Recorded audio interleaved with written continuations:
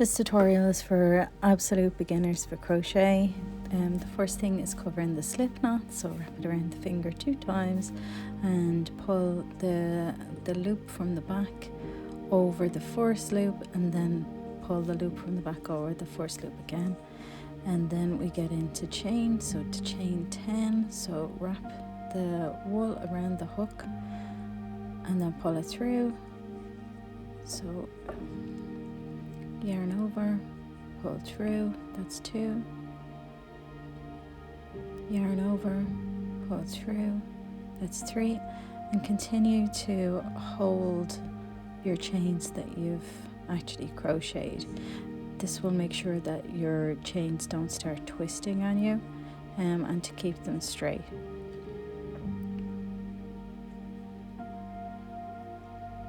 So keep going till you have 10.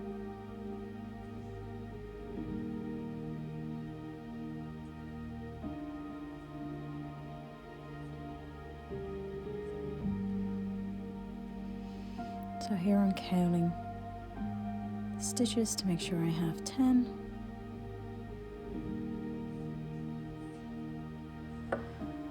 So when you have the required chains, then if you're doing a single crochet, which is a US term, the single crochet that I will be doing, to kind of turn your work, you need to chain 1 more.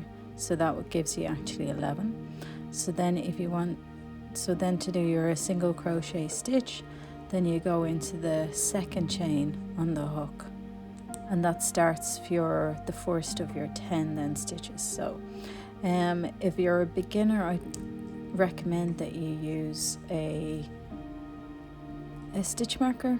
It makes things a lot easier. So you just go into the chain, yarn over, and you've got 2 loops on your hook, and then you pull through 2.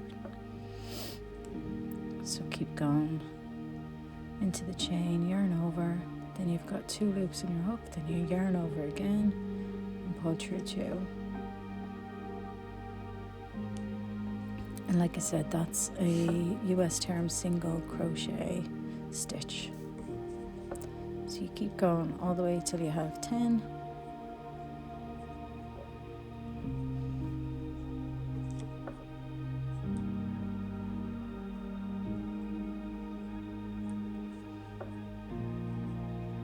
If it's too fast at any stage, you can just go up to the settings and change it to a lower speed. I'm not crocheting too long, so over just a year and 5 months now, and I've learned mainly just with YouTube videos, so pausing and reducing the speed.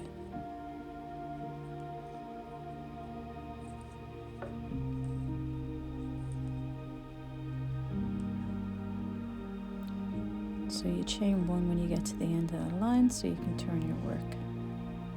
So you see now, because we've actually done the stitches, there's actually 2 loops at the top then, so you need to go through the 2.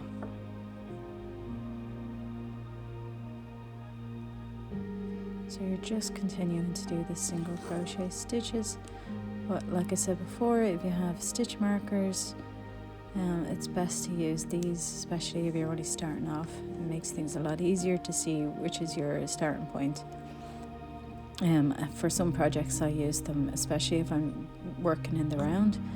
At the start I was using it as my first stitch and also as my last stitch, because I just kept getting really confused.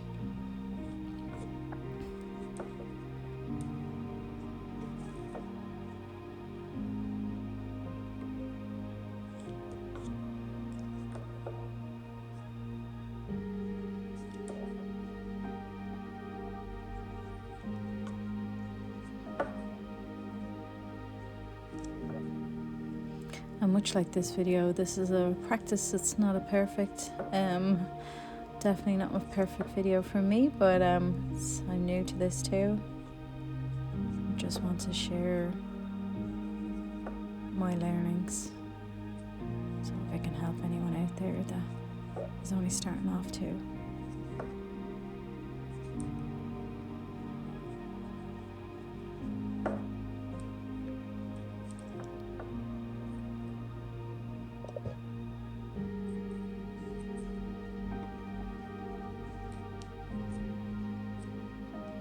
So removing the stitch marker to go into that stitch.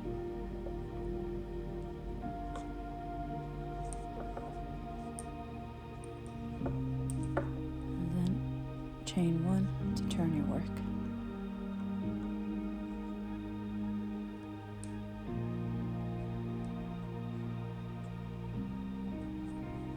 So this you can continue this on, make a long scarf, or like for a toy or something like that. I would recommend that you pick something that's easy to start with, and maybe a coaster, like a square coaster, something like that. At least then you feel a little bit confident that you've actually made your first item. Or you can just use this as just a sample piece, and you can write some notes on it. That's what I did when I first started. I had a little notebook and wrote down from the little swatches of what the stitches were, how you did them, and that just made things a lot easier for me to remember what I was supposed to be doing.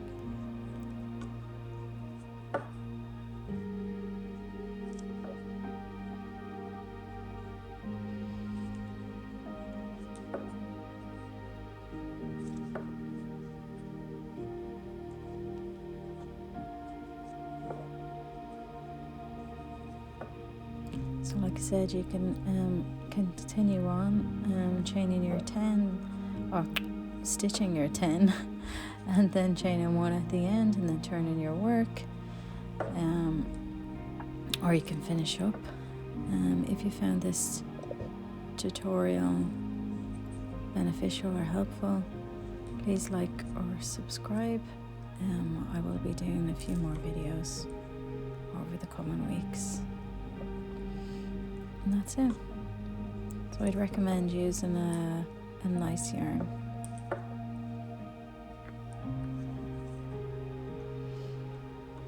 So a yarn that you can actually see the stitches, and hopefully then as well that doesn't split on you, because some of the yarns can split and make it really awkward.